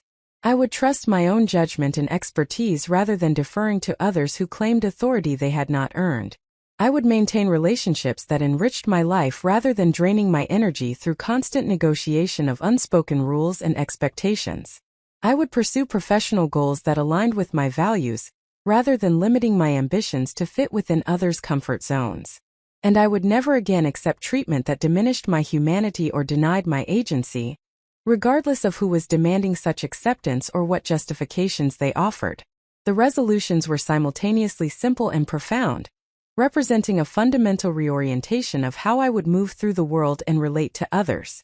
They were not about revenge or vindication, but about reclaiming myself from the minimization I had accepted during years of trying to maintain a marriage that had never valued my authentic presence.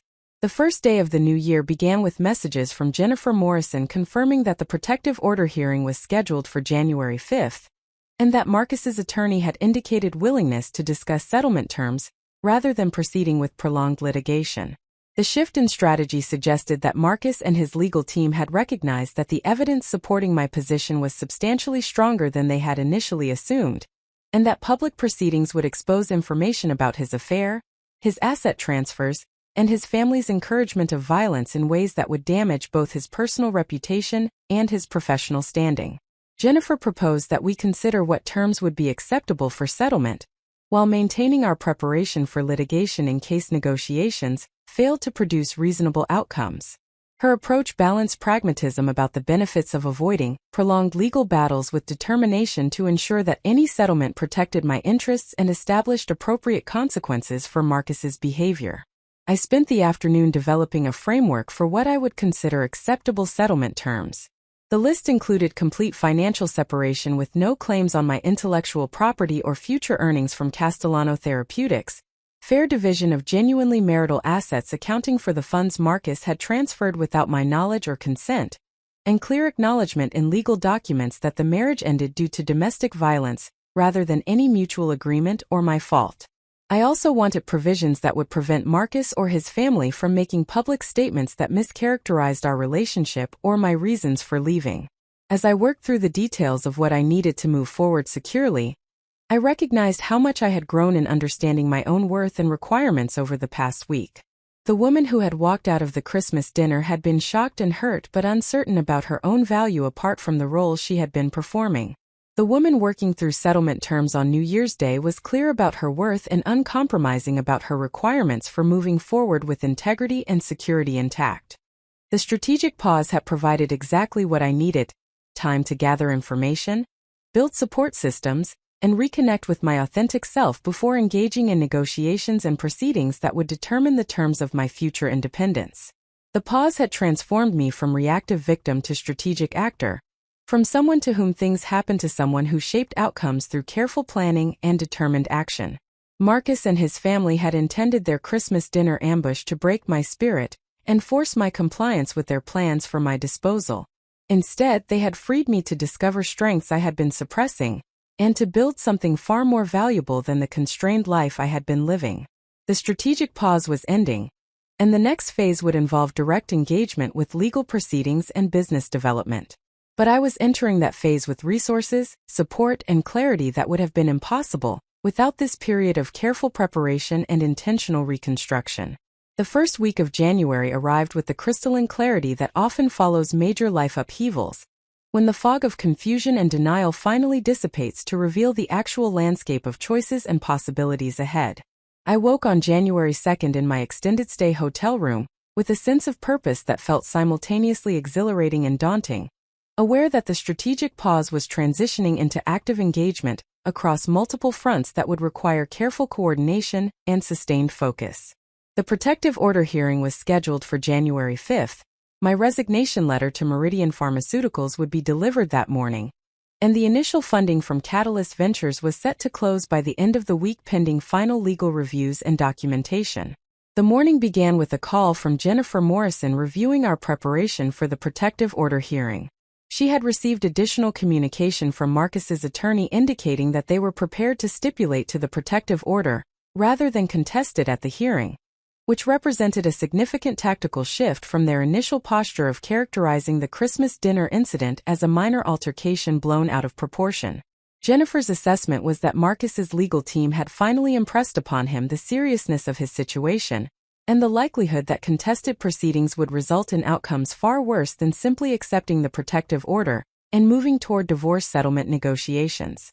The stipulation meant that the protective order would be entered without requiring me to testify about the incident in open court, which preserved both my privacy and my emotional energy for the other challenges ahead.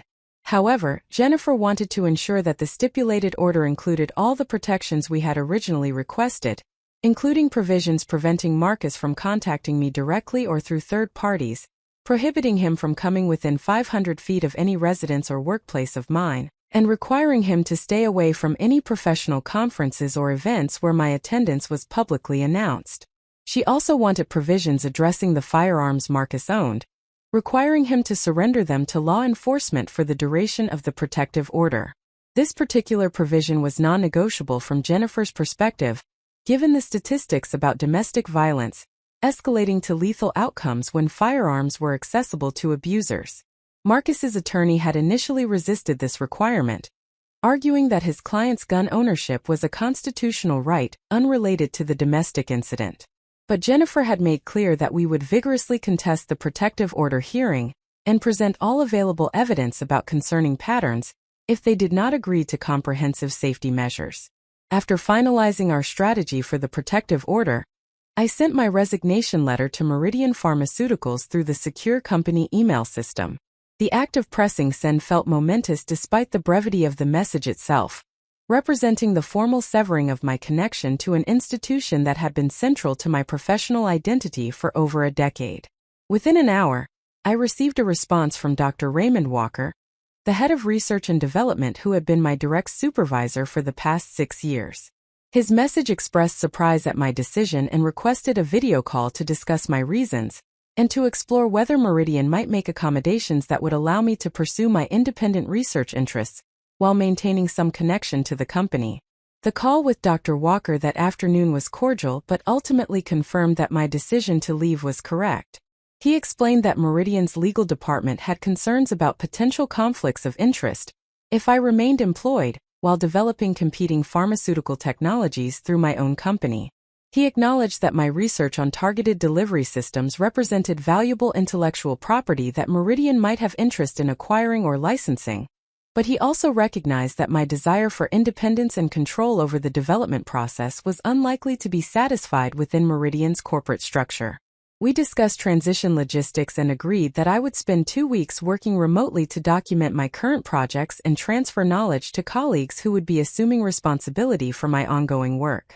The arrangement was professional and respectful, preserving relationships and goodwill, while creating clear separation between my past employment and my future independent ventures. Dr. Walker mentioned that Meridian would be interested in exploring partnership possibilities once Castellano Therapeutics had completed its initial development work and was ready to consider strategic relationships with larger pharmaceutical companies. The conversation reinforced my growing understanding that professional networks and relationships were assets to be cultivated and maintained even during major life transitions. The bridge I was building as I departed Meridian might prove valuable in future years when Castellano Therapeutics needed the kind of resources and market access that only large established pharmaceutical companies could provide. The ability to leave on good terms while pursuing competing interests required careful management of communications and expectations, but the effort was worthwhile for preserving options and maintaining my reputation within the industry. That evening, I received a call from Dr. Michael Chun at Catalyst Ventures informing me that their due diligence review had been completed and that the investment agreement was ready for final execution. He scheduled a signing meeting for January 6th at their offices, where I would meet with the full partnership, and we would formalize the relationship that would fund the initial development of my research. Michael's tone conveyed enthusiasm that extended beyond typical professional courtesy, suggesting genuine excitement about the therapeutic potential of the targeted delivery technology and confidence that Castellano Therapeutics represented the kind of transformative innovation catalysts sought to support. The following morning, I began the critical work of building the professional network that would be essential for Castellano Therapeutics to succeed. The first priority was recruiting a senior research scientist who could oversee the laboratory operations and manage the technical execution of the pilot studies that would validate our approach. I needed someone with extensive experience in drug delivery mechanisms, impeccable attention to regulatory compliance requirements, and the kind of collaborative leadership style that would allow us to build a positive organizational culture from the beginning. I reached out to Dr. James Patterson, a former colleague from my early years at Meridian who had since moved to a senior position at a university research center. James had published extensively on biomaterial applications in drug delivery and had a reputation for rigorous methodology combined with creative problem-solving approaches. More importantly, he had maintained his integrity and scientific principles, even when institutional pressures encouraged shortcuts or compromises that might have accelerated publication or funding timelines at the expense of research quality. When I explained what I was building with Castellano Therapeutics and offered him the position of Chief Scientific Officer with both competitive compensation and substantial equity participation, his response was immediately positive. He had been feeling constrained by the administrative responsibilities and political dynamics of his university position, and the opportunity to focus intensively on a specific research challenge with genuine therapeutic promise was exactly the kind of professional opportunity he had been hoping would emerge. We scheduled an in-person meeting for the following week to discuss details and to begin planning the laboratory setup and research protocols we would need to implement. The second critical hire was a project manager who could coordinate all the operational aspects of running a research organization while ensuring compliance with the complex regulatory requirements governing pharmaceutical development. I contacted Rebecca Martinez, who had worked in project management at several biotech startups and had a reputation for being extraordinarily organized while maintaining flexibility and adaptability in the face of inevitable challenges and complications. Rebecca had recently completed a contract position and was actively exploring new opportunities when I reached out. During our initial conversation, Rebecca asked thoughtful questions about my vision for Castellano Therapeutics and about the organizational culture I wanted to create. She had worked in environments that ranged from highly collaborative and supportive to toxic and exploitative, and she was explicit about wanting to join organizations where leadership valued both scientific excellence and human dignity. Her questions gave me the opportunity to articulate values and principles I had been developing throughout my recent experiences, clarifying for myself what kind of leader and organization builder I wanted to become. I explained that Castellano Therapeutics would prioritize rigorous science and regulatory compliance as non-negotiable foundations, but that we would also treat every team member as a whole person with lives and responsibilities beyond their professional roles. We would maintain reasonable work hours and respect boundaries rather than expecting constant availability and unlimited sacrifice in service of aggressive timelines. We would encourage diverse perspectives and honest communication, rather than demanding conformity or punishing dissent. And we would recognize that sustainable success required building systems and processes that could function reliably rather than depending on heroic individual efforts that led inevitably to burnout and turnover. Rebecca's response suggested that my articulation of these principles resonated deeply with her own values and experiences. She accepted the position immediately and began working with Robert Thornton to finalize her employment agreement and to develop operational plans for establishing our laboratory facilities and implementing our research protocols. The third essential hire was a financial administrator who could manage budgets, investor reporting, and the complex accounting requirements associated with pharmaceutical research and development. I reached out to David Kim, a financial professional I had met through professional conferences who had experience working with early-stage biotech companies. David had a particular talent for translating complex financial information into clear narratives that helped non-financial stakeholders understand resource allocation decisions and strategic trade-offs. During our conversation, David explained that he was particularly interested in working with companies led by scientists who maintained strong ethical commitments and who viewed financial management as a tool for achieving scientific and therapeutic goals, rather than as an end in itself. He had worked with too many organizations where financial optimization drove decision-making in ways that compromised scientific integrity or diverted resources from the most promising research directions toward projects that offered better short-term returns or easier paths to acquisition exits. I explained that Castellano Therapeutics would certainly need to manage resources efficiently and demonstrate appropriate returns for our investors, but that our primary mission was developing therapeutics that address genuine unmet medical needs, rather than simply creating products that could be marketed profitably regardless of therapeutic value. David's enthusiastic response confirmed that we shared fundamental values about the purpose and priorities that should guide pharmaceutical innovation. With these three key positions filled by professionals who brought both technical expertise and aligned values, I felt confident that we were building the foundation for an organization that could execute rigorous science while maintaining the human-centered culture I wanted to create. The network I was assembling was not simply a collection of skilled individuals but a team of people who shared commitment to doing excellent work in ways that respected everyone involved in the process. Beyond the core team at Castellano Therapeutics, I also began rebuilding and expanding my broader professional network that had atrophied during the years of my marriage. I reached out to former colleagues, conference contacts, and graduate school connections who had remained active in pharmaceutical research and development.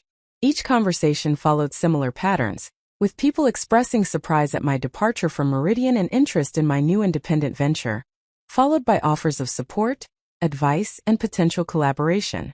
Several conversations revealed that my reputation within the professional community was stronger than I had realized. Multiple people mentioned papers I had published or presentations I had given that had influenced their own work or thinking about particular research challenges. Others recalled collaborative projects we had worked on years earlier, and expressed appreciation for the rigor and integrity I had brought to those efforts. The recognition that I had made meaningful contributions that were valued and remembered by colleagues was deeply affirming after years of having my professional achievements minimized or dismissed in family settings. One particularly valuable reconnection was with Dr. Linda Thompson, who directed the Regulatory Affairs Division at a mid-sized pharmaceutical company, and who had extensive experience navigating FDA approval processes. Linda and I had worked together early in my career at Meridian on a challenging submission that had ultimately been successful despite significant technical complications. When I explained what I was developing at Castellano Therapeutics, Linda immediately offered to serve as a consultant on regulatory strategy, helping us design our pilot studies in ways that would generate data suitable for eventual regulatory submissions. Her expertise would be invaluable as we moved forward, potentially saving us from costly mistakes that could delay development timelines or require expensive additional studies to address regulatory concerns. Linda's willingness to contribute her time and knowledge to support my new venture reflected the kind of professional generosity that characterized the best aspects of the research community, where people who shared commitment to advancing therapeutic innovation supported each other's work, even when they had no direct financial interest in particular outcomes. Another important connection was with Dr. Marcus Williams, who led a research group at a major academic medical center focusing on autoimmune disorders. Marcus had published extensively on the clinical challenges of treating these conditions, and had been vocal about the need for new therapeutic approaches that could maintain efficacy, while reducing the problematic side effects that often led to treatment discontinuation. When I described my work on targeted delivery systems, he expressed immediate interest and offered to serve as a clinical advisor who could help ensure that our development work was addressing the actual needs and concerns of physicians who would ultimately prescribe whatever treatments we developed. The building of this professional network was simultaneously strategic and personally meaningful. From a strategic perspective, each connection represented access to expertise, resources, or relationships that could accelerate our development work or help us navigate challenges more effectively. But from a personal perspective, each conversation reminded me that I had value in standing within my professional community that existed entirely independently of my marriage or family relationships. I was Dr. Elena Castellano, a respected researcher whose work mattered and whose judgment was trusted, not simply Marcus Bradford's wife whose professional activities were tolerated, as long as they did not interfere with family priorities or threaten male egos. On January 5th, I appeared at the courthouse for the protective order hearing accompanied by Jennifer Morrison. Marcus was present with his attorney, sitting on the opposite side of the courtroom and carefully avoiding any eye contact with me. His appearance was disheveled in ways that were unusual for someone who typically maintained meticulous grooming and professional presentation. The contrast with his usually polished appearance suggested that the past 2 weeks had been difficult for him, which provided a small measure of satisfaction even as I recognized that any pleasure in his discomfort was probably not my most elevated emotional response. The hearing itself was brief and procedural, as Marcus's attorney had agreed to stipulate to all the provisions Jennifer had requested. The judge reviewed the terms of the protective order, confirmed that both parties understood the requirements and consequences of violation, and entered the order into effect for an initial period of 1 year with provisions for extension if circumstances warranted. The entire proceeding took less than 15 minutes, but the legal protections it established were substantial and would remain in effect while we negotiated divorce settlement terms and finalized the dissolution of our marriage. As Jennifer and I left the courthouse, she mentioned that Marcus's attorney had requested a meeting to discuss settlement possibilities. She proposed that we schedule this meeting for the following week, after the Catalyst Ventures funding had closed and after we had completed our financial analysis of all marital assets and Marcus's hidden transfers. The timing would allow us to negotiate from a position of maximum strength, with comprehensive information about our respective financial positions, and with my independent funding secured so that Marcus could not attempt to use financial pressure to extract concessions or compromises. That evening, I received an unexpected message from Sophia Chan, my colleague at Meridian who had been one of the first people I had reconnected with after leaving Marcus. Sophia explained that she had been discussing my situation with several other women in the pharmaceutical research community, and that multiple people had shared their own experiences with professional marginalization or personal relationship challenges that had affected their careers. The conversations had led to the formation of an informal support network for women researchers who were navigating the particular challenges of maintaining demanding careers, while dealing with personal circumstances that ranged from difficult divorces to family caregiving responsibilities to discrimination or harassment in professional settings. Sophia asked whether I would be willing to participate in the network, both to receive support from others who understood the unique pressures I was experiencing, and to offer my own insights and experiences to other women who might benefit from my perspective.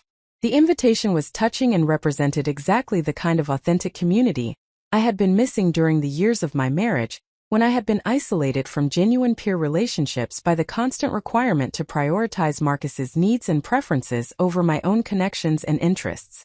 I accepted Sophia's invitation immediately, and attended my first gathering of the network the following evening at a restaurant in the University District. The group included about 15 women ranging from graduate students to senior researchers, each person bringing their own stories and struggles while offering support and practical advice to others. The conversation moved fluidly between personal challenges and professional strategies, with people sharing both vulnerable admissions of difficulty and concrete suggestions for navigating specific obstacles or opportunities. During the introductions, I shared a brief version of my story about leaving my marriage and starting Castellano Therapeutics.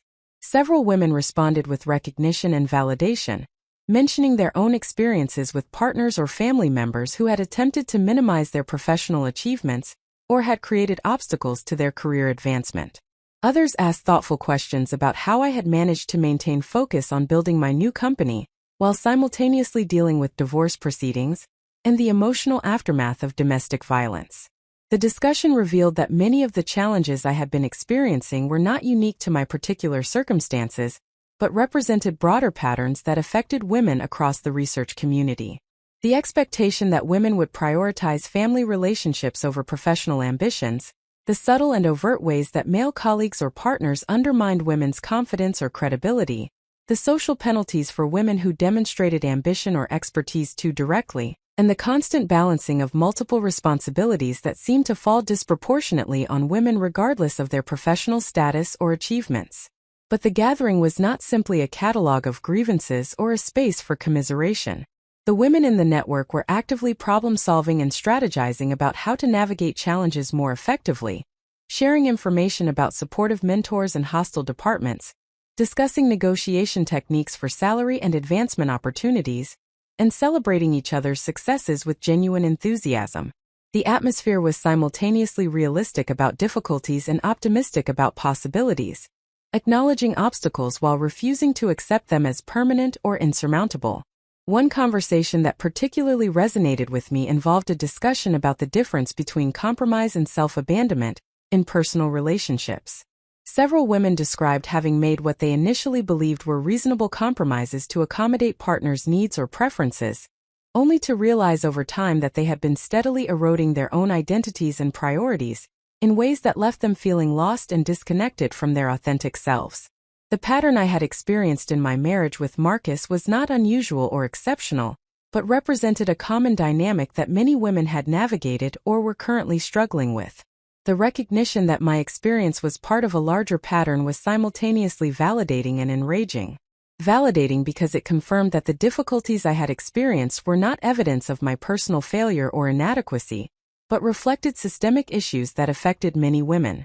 Enraging because it revealed how much talent and potential was being constrained or wasted by relationship dynamics and social expectations that demanded women minimize themselves to accommodate male comfort and maintain domestic harmony. As I drove back to my hotel that evening, I reflected on how different this gathering had been from the family dinners I had endured with Marcus's relatives. The Bradford family gatherings had been performances where everyone played assigned roles and maintained careful facades, regardless of underlying tensions or authentic feelings. The support network gathering had been genuine and substantive, with people showing up authentically and offering real support rather than performing solidarity, while actually competing or undermining each other. The contrast clarified something important about the kind of relationships and community I wanted to cultivate moving forward. I needed connections based on authentic mutual support, rather than obligation or performance. Relationships where people valued each other for who they actually were rather than for how well they fulfilled assigned roles or met prescribed expectations. The network Sophia had introduced me to represented exactly this kind of authentic community, and I committed to maintaining active involvement even as my schedule became increasingly demanding. On January 6th, I arrived at Catalyst Ventures offices for the formal signing of our investment agreement. The conference room was filled with the partners who had evaluated my research proposal along with several associates and legal advisors who had been involved in the due diligence process. Michael Chun orchestrated the meeting with practiced efficiency, walking through the key terms of the agreement and ensuring that everyone understood the rights and responsibilities being established. The signing itself was anticlimactic after all the preparation and negotiation that had preceded it, simply a matter of adding signatures to documents that had been carefully reviewed by multiple attorneys. But the significance of what those signatures represented was enormous. With the execution of the investment agreement, Castellano Therapeutics received $5 million in funding that would allow us to establish laboratory facilities, hire our core team, and conduct the pilot studies necessary to validate our therapeutic approach. More importantly, the relationship with Catalyst Ventures provided credibility and connections that would facilitate future fundraising, partnership discussions, and strategic positioning within the competitive pharmaceutical development landscape. After the signing concluded, Michael invited me to join him for lunch at a restaurant near the Catalyst offices. During the meal, he shared additional context about why the partners had been so enthusiastic about investing in Castellano Therapeutics despite it being an extremely early-stage venture, led by a first-time entrepreneur. He explained that they had been impressed not just by the scientific merit of my research, but by the clarity of my strategic thinking and my realistic assessment of both opportunities and challenges. Too many scientists seeking funding either oversold their technology with unrealistic projections or undersold it by focusing exclusively on technical details without articulating the commercial opportunity and therapeutic value. Michael also mentioned that the partners had been following the broader conversation in the pharmaceutical industry about the need for new business models that could balance therapeutic innovation with sustainable economics. The traditional pharmaceutical development model was increasingly struggling with challenges including rising costs, declining success rates, and growing public scrutiny of pricing practices. Companies like Castellano Therapeutics that were developing genuinely innovative approaches to unmet medical needs, while maintaining lean operations and realistic expectations, represented the kind of new model the industry needed. The conversation gave me valuable insight into how sophisticated investors evaluated opportunities, and how I should position Castellano Therapeutics as we moved forward. The credibility we had established with Catalyst would be an asset in future discussions with potential partners, customers, and additional investors. The fact that respected venture capitalists had conducted thorough due diligence and committed substantial capital to supporting our development work sent signals to others in the industry that our technology merited serious attention and that our management team deserved confidence. As the first week of January concluded, I took stock of what had been accomplished during the intense period since Christmas. I had secured comprehensive legal representation and obtained a protective order establishing enforceable boundaries with my soon-to-be former husband. I had gathered detailed intelligence about his financial activities and concerning patterns that would inform divorce settlement negotiations. I had established Castellano Therapeutics as a properly structured corporation with substantial venture capital backing. I had recruited a core team of experienced professionals who shared my values and commitment to rigorous science conducted with integrity. And I had begun rebuilding and expanding my professional network, reconnecting with colleagues and establishing new relationships that would support both my personal recovery and my professional development. The network I had built during this critical week represented far more than strategic positioning or resource access. It represented the reconstruction of my identity as someone embedded in authentic community, rather than isolated in a marriage that demanded constant performance and self-minimization. Each connection I had made or renewed reminded me of who I was beyond the role of Marcus Bradford's wife, affirming my value and capability, while providing practical support for navigating the challenges ahead. Marcus and his family had expected that their Christmas dinner ambush would leave me isolated and vulnerable, dependent on their goodwill for any hope of moving forward with dignity intact. Instead, I had discovered or created networks of support that were far more substantial and reliable than anything his family had ever offered. The building of this network was not revenge but something more powerful, the construction of a life and professional identity that existed entirely independently of the people who had attempted to control and diminish me. Up next, you've got two more standout stories right on your screen. If this one hit the mark, you won't want to pass these up. Just click and check them out. And don't forget to subscribe and turn on the notification bell so you don't miss any upload from us.